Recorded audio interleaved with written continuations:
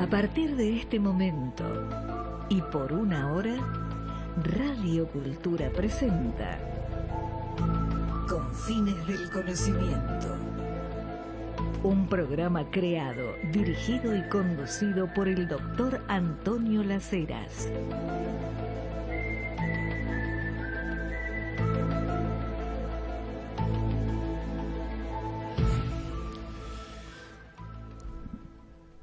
Vamos a dedicar todo este programa a Carl Gustav Jung. Viernes pasado, 6 de junio, en el auditorio de la Sociedad Argentina de Escritores, nos reunimos una cantidad de personas para dar creación, fundación, si le quieren llamar así, pero de una manera no institucional, sino como le hubiera gustado a Carl Gustav Jung. Personas dispuestas a trabajar ¿en qué? En el legado de Carl Gustav Jung. Fue la fundación del campo del legado de Carl Gustav Jung. ¿Por qué 6 de junio? Porque justamente 6 de junio pasado se cumplió un nuevo aniversario de cuando Carl Gustav Jung dejó este plano, desencarnó, y de acuerdo a lo que él mismo había transmitido en sus enseñanzas, la vida continúa sin el fardo de carne, como decía Platón, pero continúa. Jung estaba convencido de esto. Ocurrieron cosas extrañas en el mismo momento en que Jung desencarnaba. Lo que habitualmente se llama falleció o murió, nosotros decimos desencarnó, porque lo único que ya no está es el cuerpo, pero aquello que genera la vida continúa.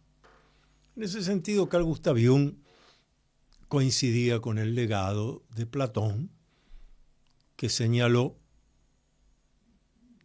que antes de encarnar, llámale el alma, el nombre que quieras, eso está en plenitud.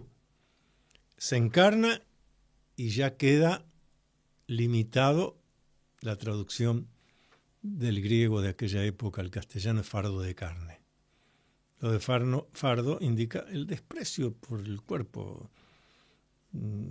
Es un elemento accesorio. Y al desencarnar la vida continúa, pero ya sin las limitaciones del fardo de carne.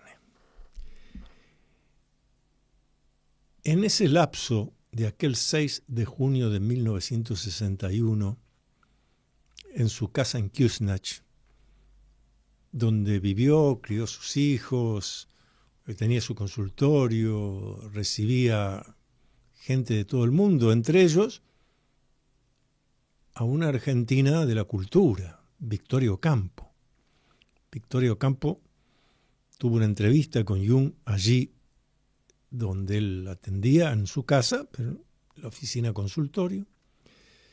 Y Victoria Ocampo le ofreció a Carl Gustav Jung venir a la Argentina. Ella se iba a hacer cargo de todo lo que había que pagar, los honorarios de Jung, el traslado, todo, para que viniera a dar algunas conferencias sobre justamente lo que ya era el legado de Carl Gustav Jung, lo que él entendía de la condición humana. Jung no aceptó, pero es interesante porque está escrito por Victoria Ocampo todo esto. Es interesante por qué no aceptó Jung. No le dijo, no tengo ganas de viajar. Jung fue un viajero eterno. Lo que le dijo fue otra cosa. ¿Para qué voy a ir hasta allá a dar una conferencia? Ya no me interesa dar conferencias ni cursos. Nadie me entiende. Esto es interesantísimo. Y en los últimos escritos, cartas que se han publicado, Jung dice eso: soy un hombre solo que habla para otras personas que también están solas, pero no nos entienden. Y es cierto, porque Jung llegó a una profundidad tal de la comprensión de la condición humana absolutamente superadora de las reacciones físico-químicas y de estas creencias que se han buscado imponer en los últimos tiempos, porque son un gran negocio para los laboratorios, etcétera, de que el humano es nada más que reacciones físico-químicas. Me enamoré de alguien, es el área 3C del cerebro que se activó. Me entusiasma tal cosa, es el área 2, 4 del cerebro. ¿Y quién es el que está tecleando? Porque el cerebro es el disco rígido de la computadora. Alguien tiene que estar alimentando eso. Y no es lo físico. Por eso, por ejemplo, los padecimientos son psicosomáticos. Quiere decir que lo psíquico actúa sobre el cuerpo. Muchos de nosotros, que estudiamos hace décadas en la universidad, nos hablaron de todos los condicionamientos genéticos. Pero hoy se habla de la epigenética. O sea, que ni siquiera se puede explicar lo genético por reacciones físico-químicas. Hay condicionamientos psicológicos, sociales, culturales y muchos otros. Busquen epigenética en Internet. Jung se adelantó a todo esto. Y les decía, él habló de unos fenómenos a los cuales llamó de sincronicidad.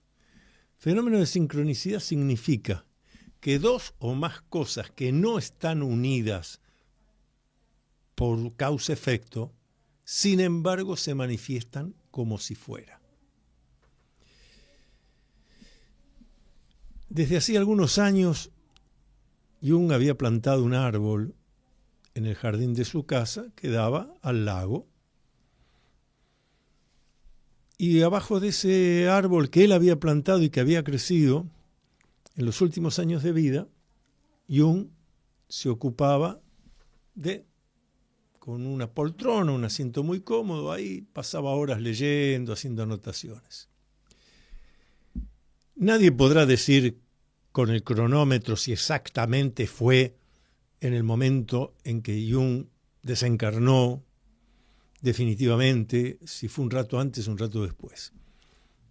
Pero en esa coincidencia de minutos ocurrió algo que nunca antes había ocurrido en la zona y que después tampoco volvió a ocurrir, hasta el día de hoy no volvió a ocurrir. Se desata una tormenta, 6 de junio, Suiza, hemisferio norte.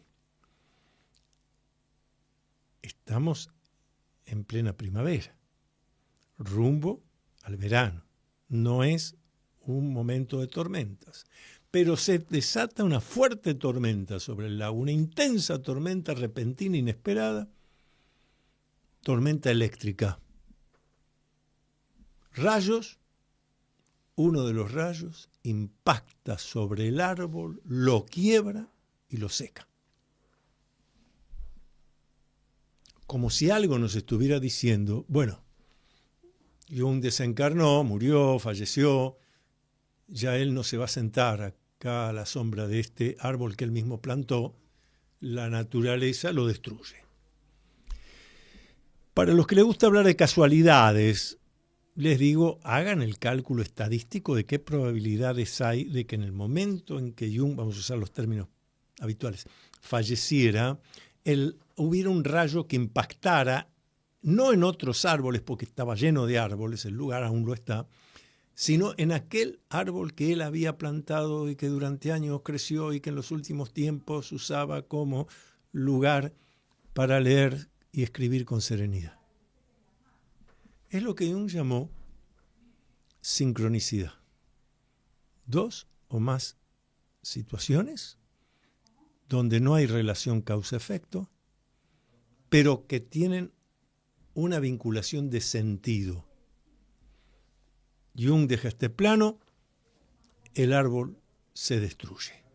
No cualquier árbol, ese. ¿Cómo se explica? Algunos lo han explicado, he intentado explicar desde la parapsicología. Bueno, el mismo factor parapsicológico de Jung actuó sobre la naturaleza e hizo que el rayo impactara allí. Otros dirían, también respetando el legado de Carl Gustav Jung, otros dirían, es que el universo es una totalidad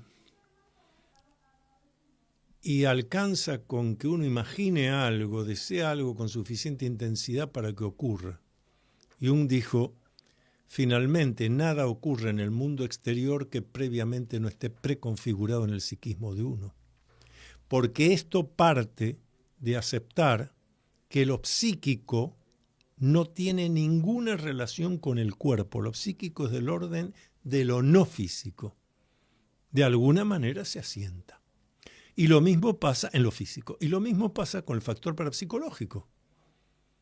Es el día de hoy que no se ha podido medir si hay una energía, qué, pero los fenómenos están comprobados, están constatados. Por eso nosotros dijimos, es fundamental la creación de esto que hemos fundado viernes pasado, 6 de junio, la creación del campo del legado de Carl Gustav Jung. El campo del legado de Carl Gustav Jung no es solo algo vinculado a la psicología, tiene que ver con la parapsicología, tiene que ver con la astrología, tiene que ver con el esoterismo, con las llamadas escuelas iniciáticas, que Jung habló mucho de eso, y le daba un valor clave a los llamados iniciáticos. Las escuelas de sabiduría. Jung habla del principio de individuación, ya lo vamos a ver luego, la posibilidad de que el humano vaya avanzando toda su vida. Entonces no hay el concepto de, el viejo inútil que nos sirve, que vaya al geriátrico. No, sea la edad que sea, la persona sigue teniendo capacidades, utilidades, es necesaria para la sociedad, para sí mismo. Pero es un desafío. Ese fue Carl Gustav Jung y nosotros por eso estamos dispuestos a trabajar en el campo del legado de Carl Gustav Jung. Pausa, seguimos. Todas las actividades del Dr. Antonio Las Heras, investigaciones, cursos, libros publicados, conferencias, están en su web www.antoniolaceras.com. Entonces, recuerda visitar www.antoniolaceras.com.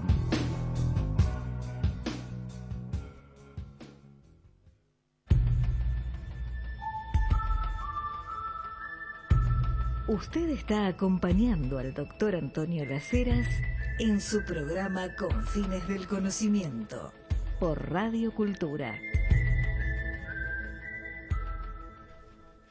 Y hemos tenido la satisfacción de que distintos profesionales del campo de lo humano nos hayan dejado algunos mensajes a raíz de la creación del campo del legado de Carl Gustav Jung. Nos han dejado estos mensajes de voz que ahora vamos a escuchar, a compartir con ustedes.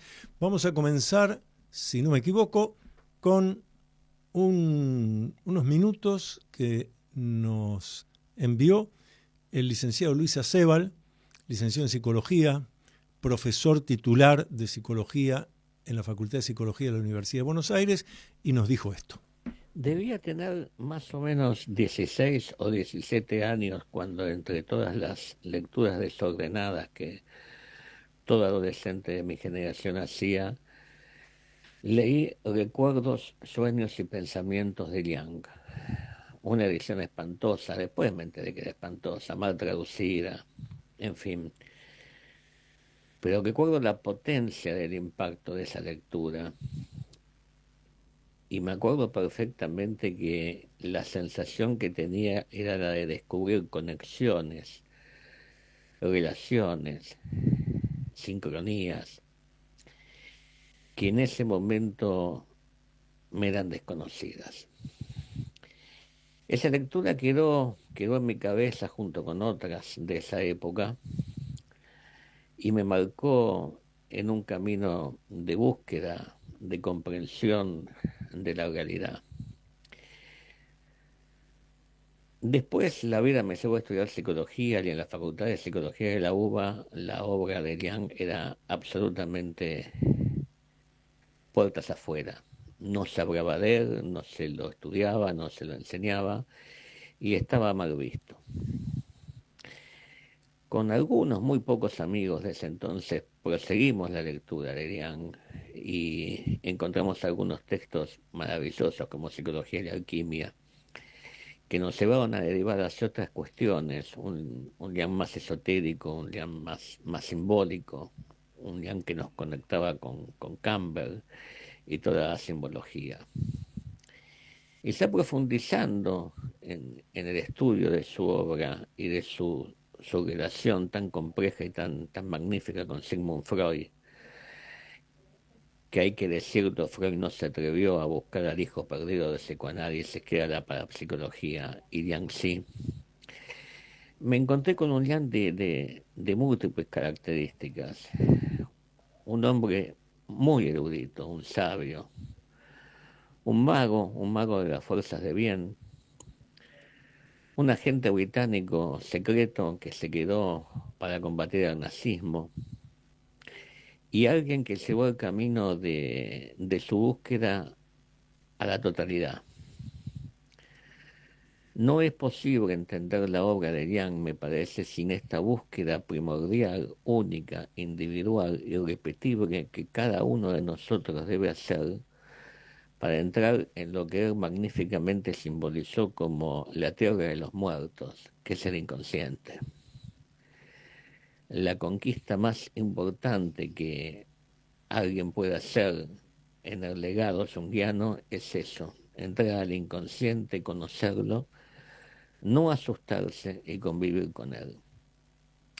Por eso me parece que la idea del legado junguiano es una idea interesante, porque el legado de Liang está vivo, está incompleto, está por terminarse en cada uno de aquellos que abren las páginas del libro rojo y se atreven a lidiar con ese mundo absolutamente real, pero incorpóreo, que el maestro dejó a sus discípulos. Una tarea que hay que concluir de manera individual y en un campo que abarca mucho más que el psicoanálisis, abarca la cultura, la simbología, el esoterismo y un montón de cosas más que él insinuó a lo largo de toda su obra, su magnífica obra que todavía está inconclusa. Nos estaba hablando el licenciado Luis Acebal, profesor titular de Psicología en la Universidad de Buenos Aires, en la Facultad de Psicología, y varias referencias importantes cuando él habla del trabajo individual, que tiene que ver con la individuación. Por eso Jung se oponía a la construcción de escuelas donde se transmite algo ya fosilizado. Jung fue el que dijo, espero que en el futuro, cuando él ya no estuviera en este plano, no haya junguianos, o sea, que no haya repetidores, sino gente que aprovechando el legado lo continuáramos. Y eso es lo que estamos proponiendo y haciendo. En la misma línea, la licenciada Dorana Carrera Ortiz, licenciada en Psicología, muchos años trabajando el tema de los arquetipos, muy compenetrada en la estructura de la psique como la describe Carl Jung, nos dejó este mensaje.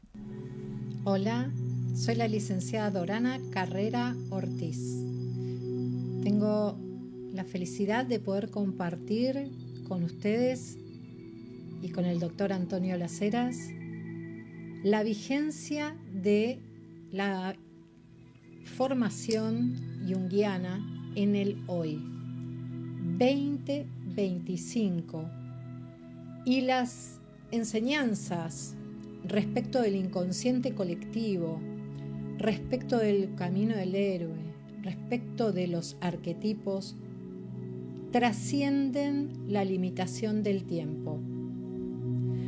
Hoy podemos reconocer aquella medida, patrón, arquetipos, antiguos, tipo, medida o patrón, que está activo desde nuestro inconsciente colectivo, moldeando, destacando, iluminando, determinando algunas experiencias de nuestra historia.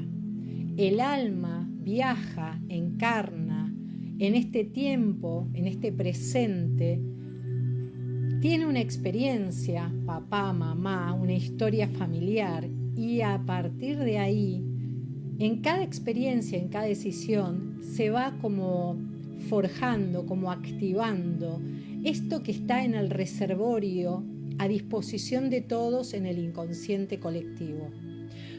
Para mí, me apasiona conectar el arquetipo de lo femenino con las diosas griegas, pero podría trabajar con el arquetipo de lo masculino asociándolo con dioses griegos.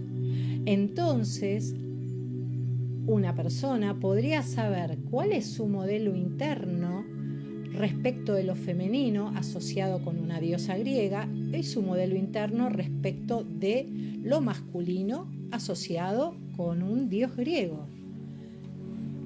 Esto también, en el viaje del héroe, se trata también de salir con un propósito, atravesar lo rechazado llamado arquetipo de la sombra, aquello rechazado por nosotros y por nuestras sociedades y culturas, para descubrir cuál es la herida que talló a este arquetipo de la sombra y descubrir también cuál es el don.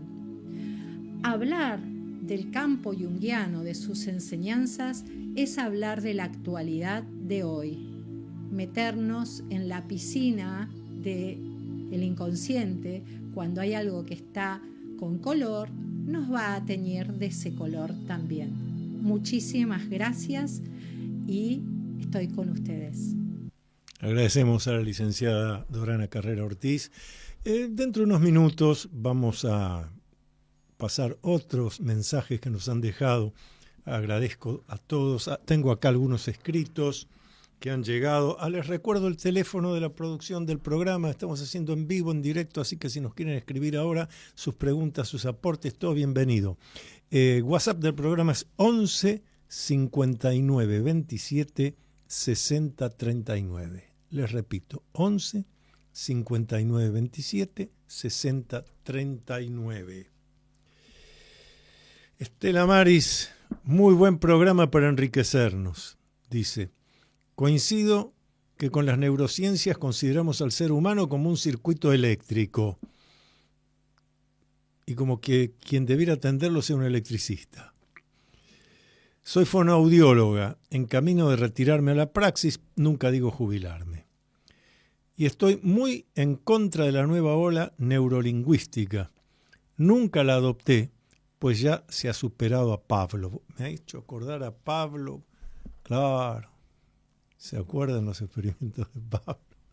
Bueno, los estudiábamos en Historia de la Ciencia. Dice Estela Maris, gracias por sus programas.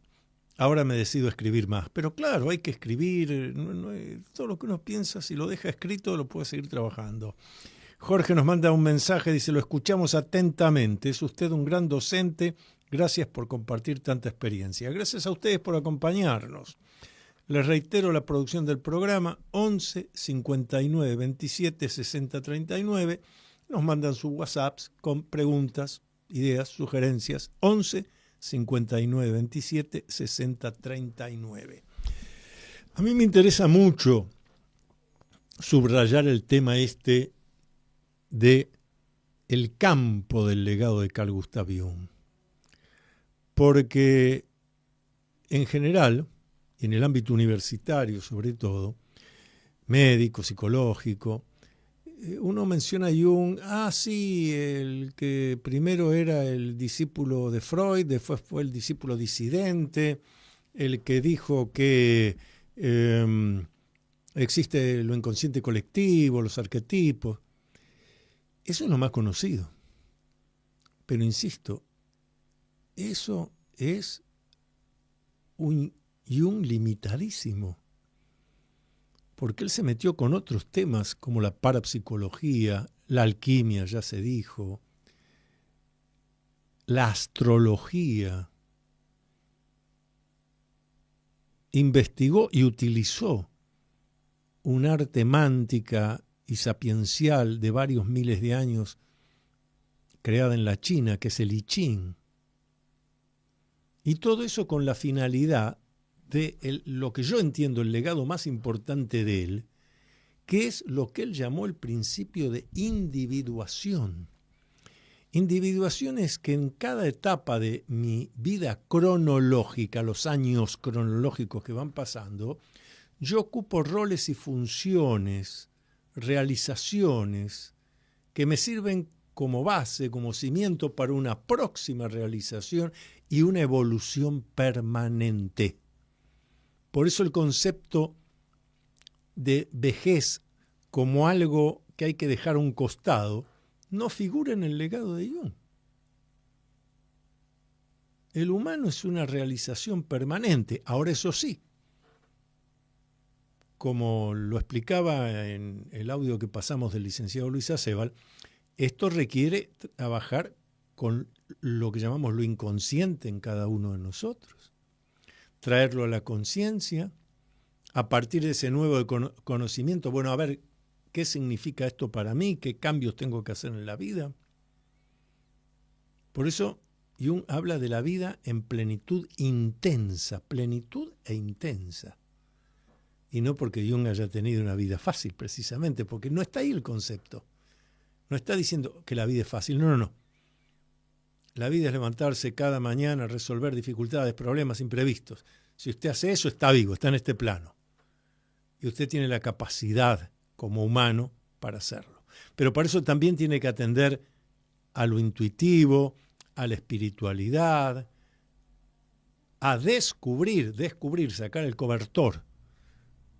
¿Cuáles son mis esencias en la vida? Porque cada uno de nosotros tiene capacidades que puede desarrollar especialmente. Y cada uno de nosotros debe encontrar eso, pero para eso yo tengo que ser original, irrepetible, único. No puedo estar copiando el modelo de los otros. No es fácil, es simple. Y hace a la concreción de la condición humana.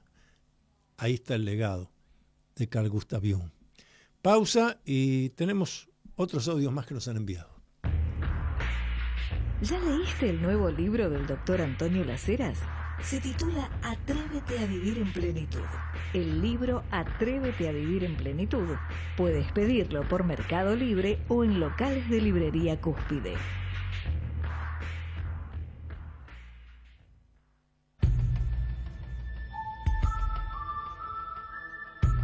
Usted está acompañando al doctor Antonio Laceras en su programa Confines del Conocimiento por Radio Cultura.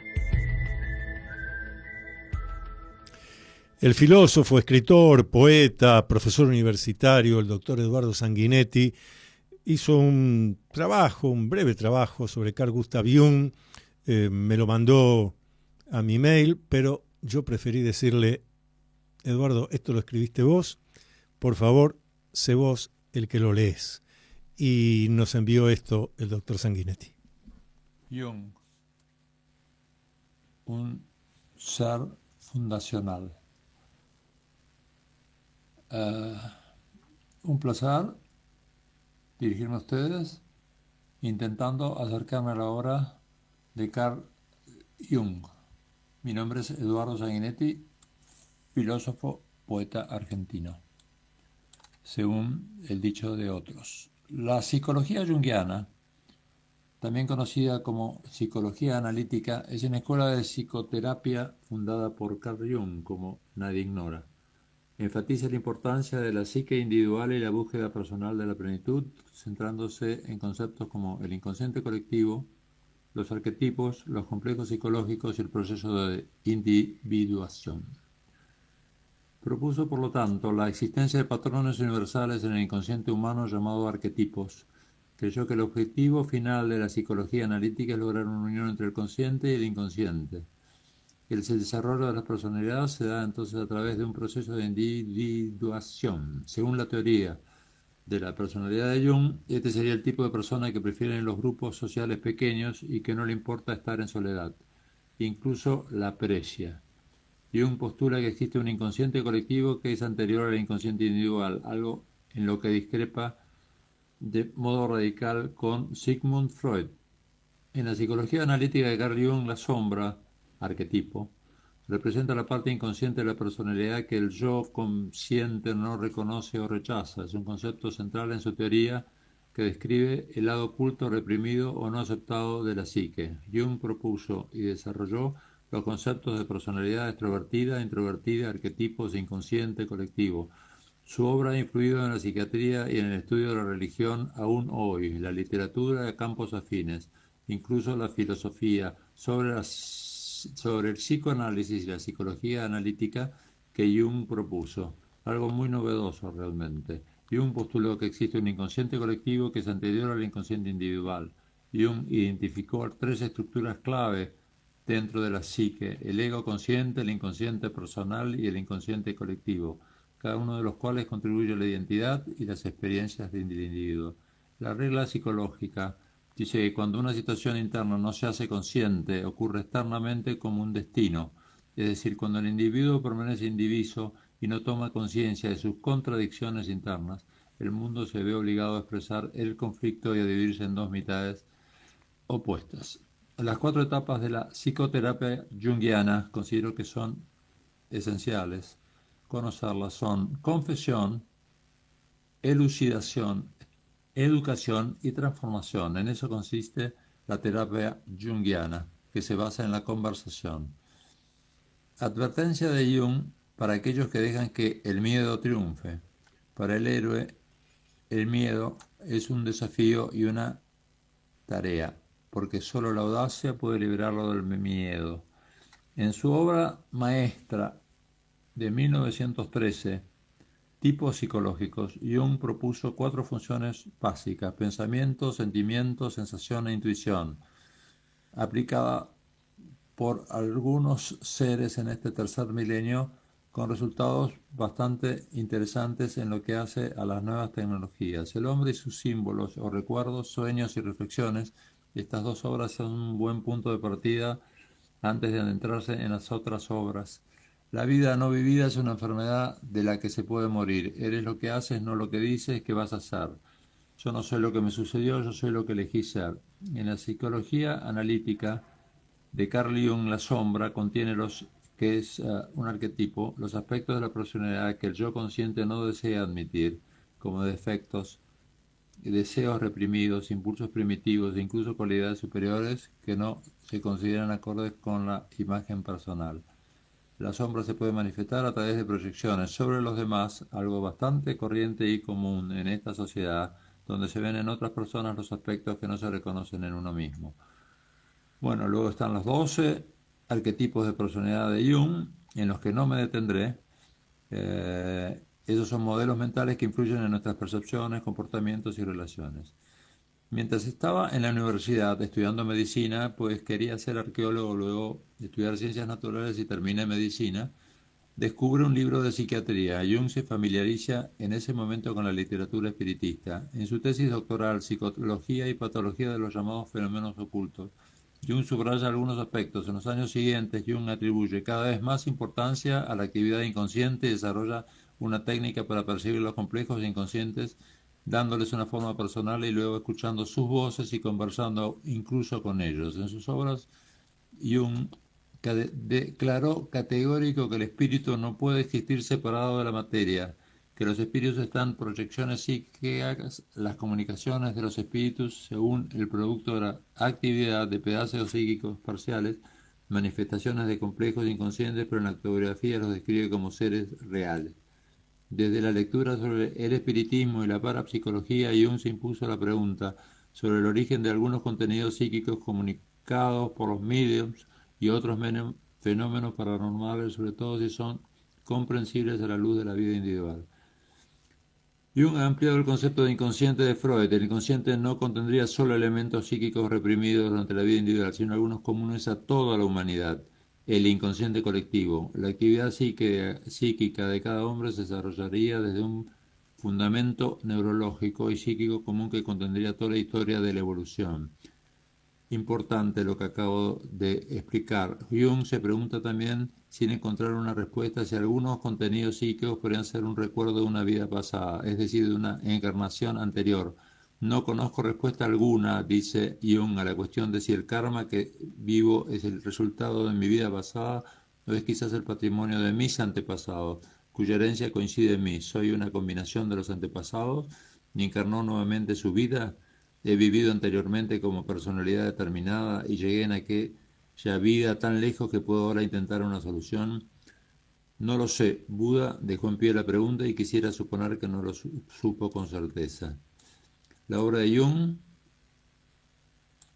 trascendente por cierto, parece como el intento de formular un lenguaje psicológico moderno, las teorías de algunas doctrinas ocultas, y un profundo conocedor de la gnosis puede escribir la gnosis más importante del siglo XX, proyectada por él mismo para el siglo XXI. Hoy mismo se está tratando por algunos seres que creen en lo que Jung ha dicho. Antes de morir, Jung manifestó: qué maravilla la vida. Recordémoslo, les mando un abrazo, un saludo junguiano. El doctor Eduardo Sanguinetti, sí, recordando esa frase de Jung, qué maravilla la vida. Un hombre que tuvo muchas dificultades en la vida cotidiana, pero que entendía eso. Un legado que nosotros tenemos que tener en cuenta. Pero fíjense, por los lados que nos llevó Eduardo Sanguinetti recién, nos hizo recordar que la tesis con la que se recibió de doctor en medicina Carl Gustav Jung, 1899, sobre los fenómenos ocultos, psicopatología de los fenómenos ocultos, lo que entonces llamaba el espiritismo, la mediumnidad, tema que no va a abandonar Jung en toda su vida, pero ya después, a partir del eje de la parapsicología, hombre que se escribía con el doctor Joseph Van Sorain, padre de la parapsicología académica universitaria, fundada ya por 1930 en la Universidad de Duke en Estados Unidos. Pero más lejos, este texto que nos leía su autor, Eduardo Sanguinetti, nos llevó también al tema de que hay momentos en sus investigaciones que Jung dice, pero acá hay recuerdos de vidas anteriores. ¿El karma existe? Entendiendo por karma cosas que yo vengo a resolver acá porque quedaron inconclusas en mi vida anterior. No dio Jung una respuesta a eso. Se hizo las preguntas.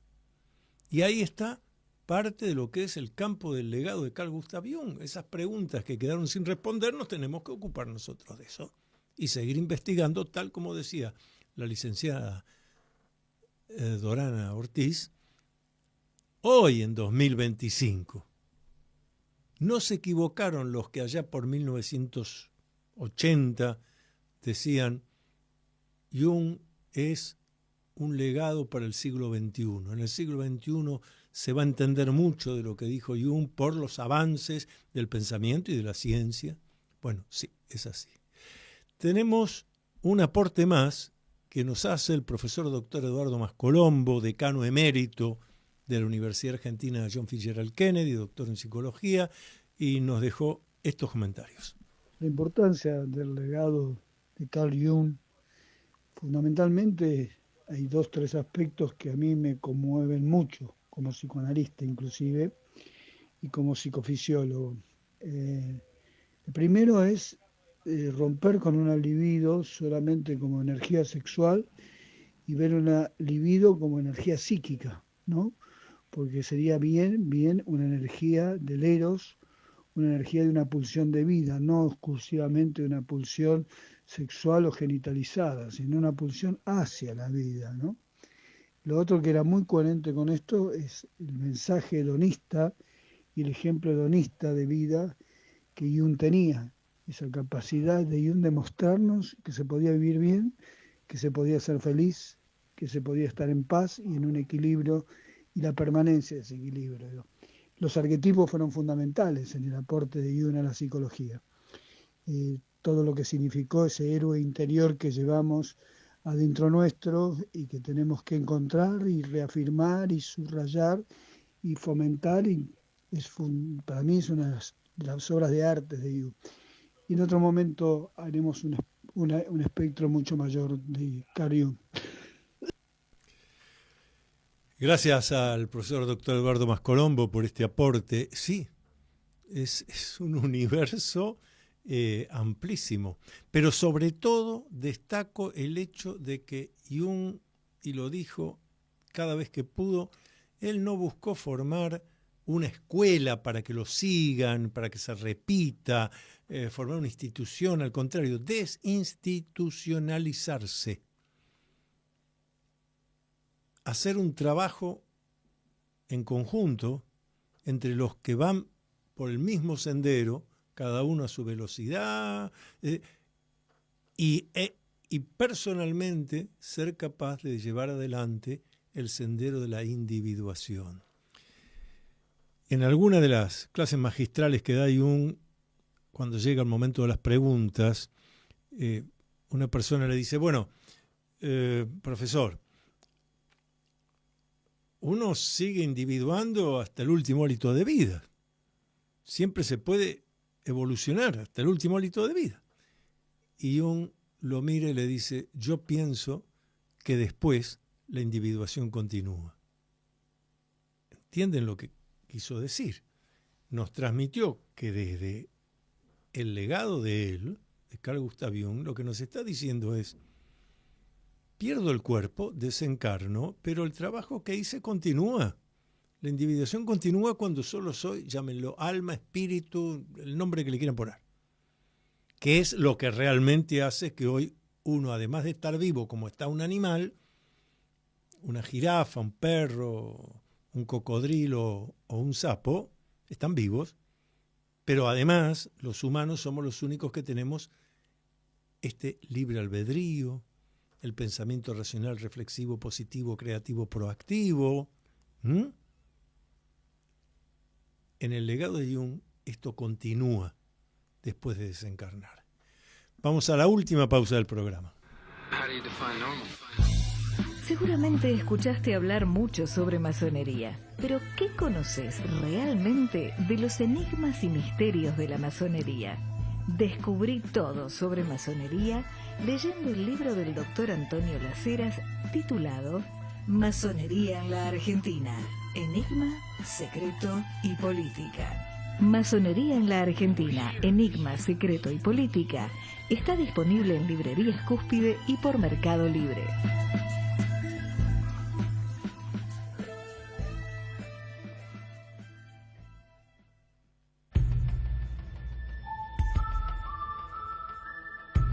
Usted está acompañando al doctor Antonio Las Heras en su programa Confines del Conocimiento por Radio Cultura. Aquí me están haciendo la pregunta de si existe el arquetipo del padre. Sí, por supuesto existe, pero en realidad esa pregunta me la están haciendo porque lo que me quieren preguntar es ¿dónde vamos a pasar el Día del Padre? ¿Dónde les gusta? Estamos hablando de eso en la pausa. Y yo les dije, para mí, Día del Padre, me reúno con la familia siempre en el mismo lugar, en el restaurante del Club del Progreso. Un lugar como a mí me gusta, señorial, todavía esas mesas grandes, esas sillas cómodas, un menú de todo tipo. Así que ahí lo que le gusta a tu padre, al hijo, todos van a quedar contentos y satisfechos. Y además porque está en un lugar perfecto, ahí en la calle Sarmiento 1334. O 1334, dije bien. Pocas cuadras del Obelisco, así que terminás de almorzar ahí a la hora que quieras, tranquilo, el domingo, Día del Padre, como cualquier otro día de la semana, pero ese es Día del Padre. Y después salís a donde quieras, al cine, al teatro. Pues yo no vacilo en recomendarlo, Domingo, Día del Padre, en el Club del Progreso. Almorzás o cenás, una media tarde también, después ir a desayunar también. Pero es ideal. Sarmiento 1334. ahí cerca nomás del obelisco. Y sí, existe el arquetipo del padre, el arquetipo de la madre, el arquetipo del hijo. Jung trabajó todo eso. Pero a mí lo que me interesa, porque eso es lo que se suele hablar, de lo inconsciente colectivo, de los arquetipos, qué arquetipo encarna cada persona, que además esas, llamémosle encarnaduras, van variando a través del paso del tiempo en la vida de cada uno. Se supone que el héroe, tan mencionado hoy aquí, el arquetipo del héroe, cuando avanza exitosamente, en un momento se transforma en el arquetipo del sabio. Ya deja de ser héroe, ya no sale a conquistar el universo. Ahora es el sabio que puede ayudar a los próximos héroes con su sabiduría. Pero está para esa otra cosa. Está para enseñar, para transmitir, más que para enseñar, para transmitir un saber y un conocimiento. Saber es lo que viene de adentro. No lo puedo aprender yendo a la universidad ni leyendo libros. El conocimiento sí, pero el saber viene de adentro. Y Jung le dio mucha importancia a eso, que justamente es algo que hoy en día ha sido recortado. Por eso insistimos en eso. No vamos a comprar el engaño de que los humanos somos solo reacciones físico-químicas. Si fuéramos solo reacciones físico-químicas, ya los laboratorios tan avanzados ya hubieran podido crear humanos a partir de la nada. Unimos ahí elementos químicos, físicos, energía. Tenemos un humano de la nada. No tenemos.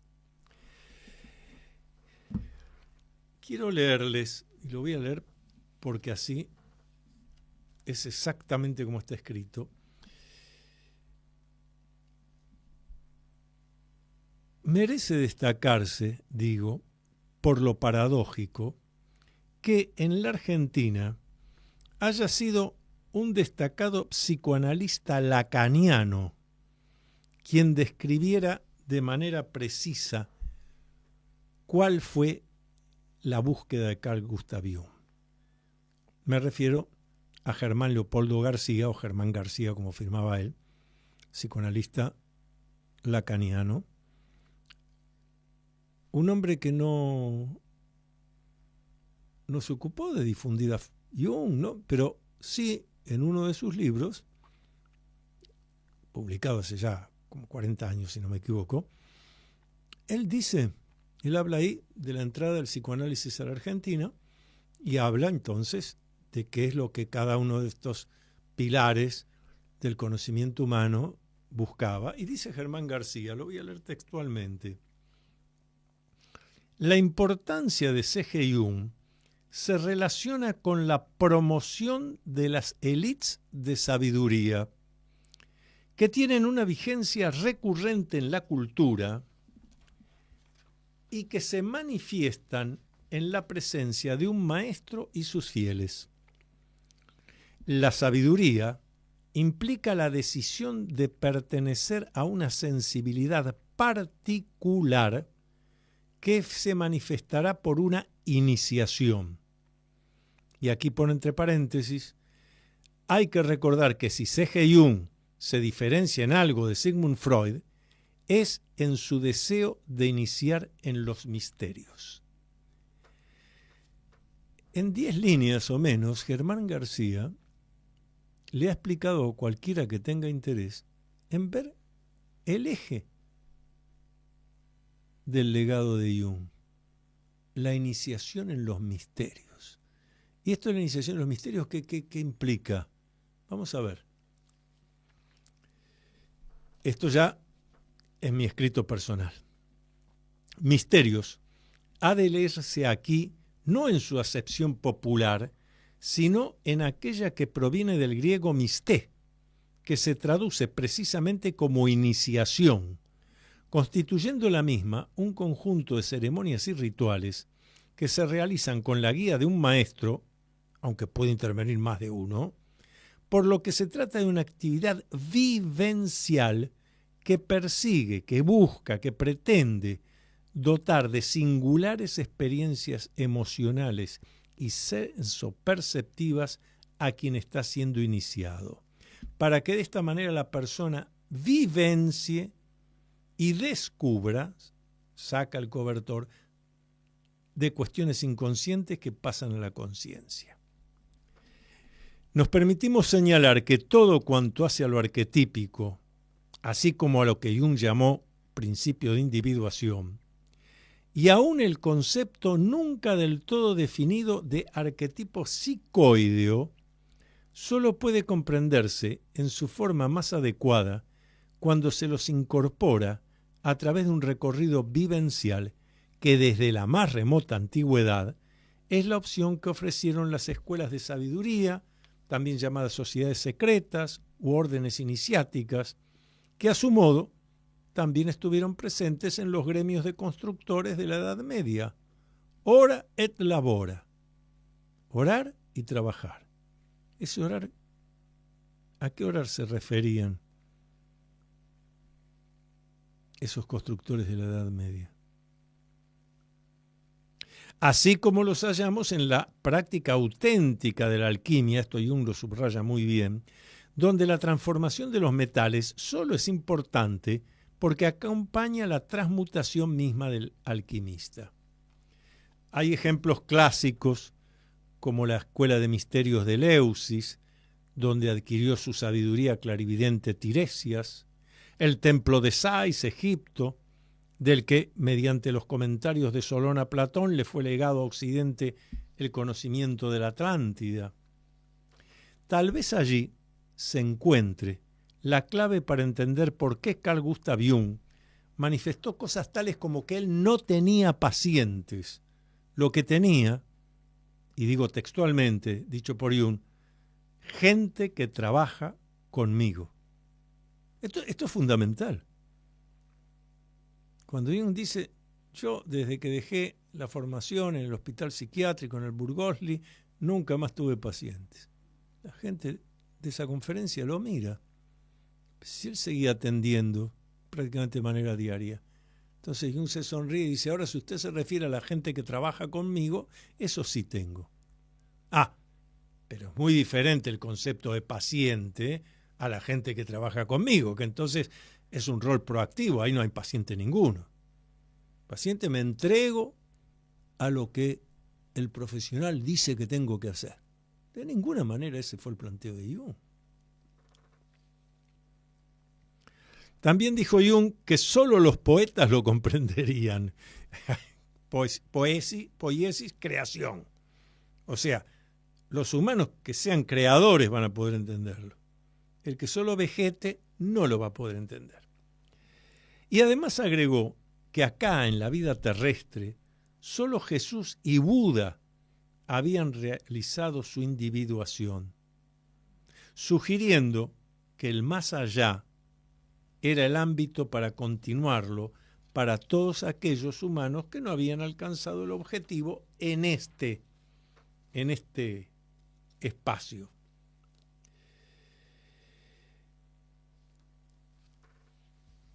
Esto es lo que les quería leer para no expandirme como hago siempre, porque es clave eso. Entonces, primero, Jung nos ha legado una técnica que tal, como dijo alguno de los profesionales que habló hace un rato, va mucho más allá de un psicoanálisis. Jung ponía en el rol proactivo a su consultante, la gente que trabaja con él.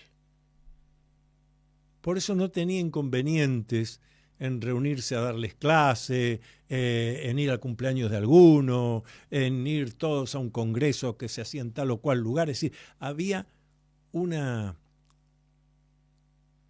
cuestión social que se compartía.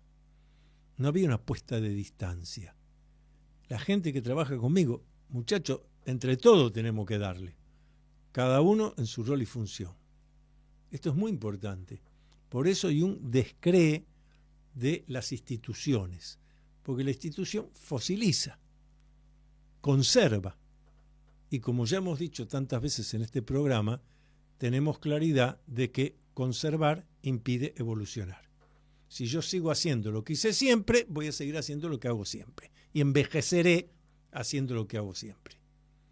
En cambio, si evoluciono, dejo aquello, me sirvió para llegar hasta acá y ahora algo nuevo para ir para allá. Por eso esa propuesta.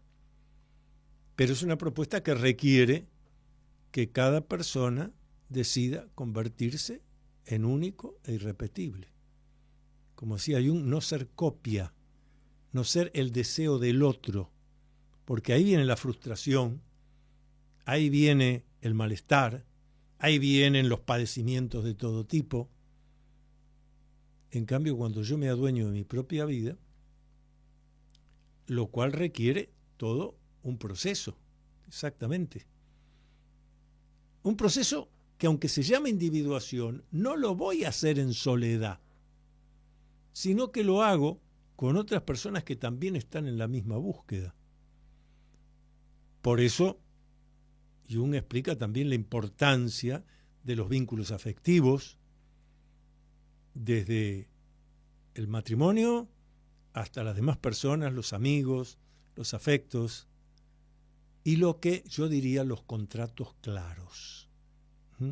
No digo una cosa, hago otra. Por eso Jung dice, usted no es lo que dice, usted es lo que hace. Seguimos el miércoles que viene, por aquí mismo, a las 20 horas en Radio Cultura. Luminoso abrazo a todos y cada uno. Hasta aquí, usted acompañó al doctor Antonio Las Heras en su programa Con Fines del Conocimiento. Regresamos el próximo miércoles a las 20 horas por Radio Cultura.